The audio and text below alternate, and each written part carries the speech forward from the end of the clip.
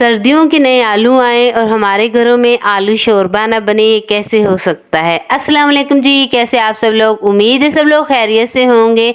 आज शेयर करूंगी चिकन आलू शोरबा की रेसिपी। बहुत ही ज़्यादा जायकेदार और लजीज बनती है। चले जी शुरू करते हैं। बिस्मिल्लाहिर्रहमानिर्रहीम। एक कढ़ाई ले लेंगे, उसमें एक पकाने का चम्मच ऑयल और एक तेजपात का पत्ता शामिल करेंगे। 2 मीडियम साइज की कटी हुई प्याज शामिल करेंगे और उन्हें ब्राउन होने तक फ्राई कर लेंगे। जैसे ही प्याज ब्राउन हो जाए उसमें 1 चम्मच भर के जीरा शामिल करेंगे, उसको अच्छे से रोस्ट कर लेंगे। जीरा और प्याज हमारे फ्राई हो चुके हैं। अब इसमें 1 चम्मच भर के लहसुन और अदरक का पेस्ट शामिल करेंगे। अच्छे से चमचा हिलाते हुए इसे भून लेंगे और थोड़ा सा पानी भी शामिल करेंगे ताकि लहसुन अदरक का कच्चापन दूर हो जाए। मुर्गी शामिल करेंगे। मुर्गी का कलर चेंज होने तक इसे पकाएंगे। मुर्गी भुन के कलर चेंज हो चुका है। 1 चम्मच दरदरी की हुई हरी मिर्च शामिल करेंगे। चमचा हिलाते हुए इसे अच्छे से भून लेंगे।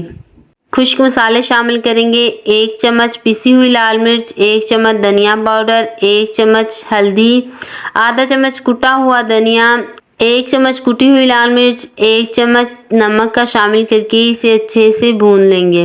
थोड़ा सा पानी शामिल करेंगे और भून लेंगे ताकि मसाले का कच्चापन जो है वो दूर हो जाए और मसाला अच्छे से भुन के तैयार हो जाए। इसी दौरान अगर आप लोग मेरे चैनल पे नए हैं तो जनाब मेरे चैनल को सब्सक्राइब कर दीजिए और बेल आइकन को दबा दीजिए ताकि मेरे आने वाली हर रेसिपी की अपडेट आप तक सबसे पहले पहुंच जाए। मुर्गी अच्छे से फ्राई हो चुकी है। अब इसमें 2 मीडियम साइज के कटे हुए टमाटर शामिल करेंगे और टमाटर को जब तक भूनेंगे कि इनका छिलका अलग हो जाए और टमाटर बिल्कुल गल जाए। 1 मिनट के लिए ढक्कन देके रख देंगे ताकि टमाटर हमारा अच्छे से गल जाए। ढक्कन उतारेंगे। लीजिए टमाटर हमारा गल चुका है, इसे अच्छे से मिक्स करेंगे।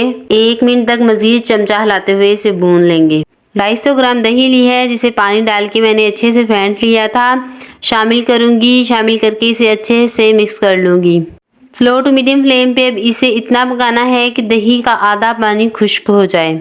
तकरीबन यहाँ पे दही का आधा पानी खुश्क हो चुका है।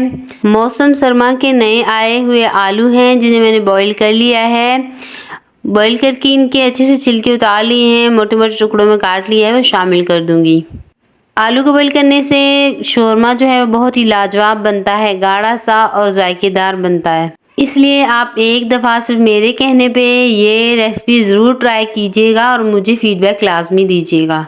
आलू शामिल करने के बाद इसे 2 मिनट तक ऐसे चमचा हिलाते हुए भूनेंगे। आलू हमारे पहले ही बॉईल किए हुए हैं तो इन्हें पकने की ज़रूरत नहीं है। अब इसमें शोरमे के लिए पानी शामिल कर देंगे। आपको जितना रिक्वायर्ड हो शोरमा आप उस हिसाब से पानी शामिल करेंगे। मैंने यहाँ पे 2 गिलास के करीब इसमें पानी शामिल किया है। पानी शामिल करने के बाद इसे हाई फ्लेम पे बॉईल आने तक रख दूंगी। शोरमे को उबाल आ चुका है। इसमें 1 चम्मच गरम मसाला पाउडर शामिल करेंगे और इसे अच्छे से मिक्स कर देंगे। स्लो टू मीडियम फ्लेम पे ढक्कन दे के इसे 10 मिनट के लिए रख देंगे। 10 मिनट के बाद ढक्कन उतारेंगे। शोरमा हमारा बिल्कुल गाढ़ा हो चुका है। कटा हुआ हरा धनिया शामिल करेंगे। ले जी हमारा चिकन आलू शोरबा बिल्कुल तैयार है। घर में ज़रूर ट्राई कीजिएगा और अपना फीडबैक लाजमी दीजिएगा। चैनल पे नए हैं तो चैनल को सब्सक्राइब कर दीजिएगा। मिलते हैं एक और नई रेसिपी के साथ। जब तक के लिए अल्लाह हाफिज़।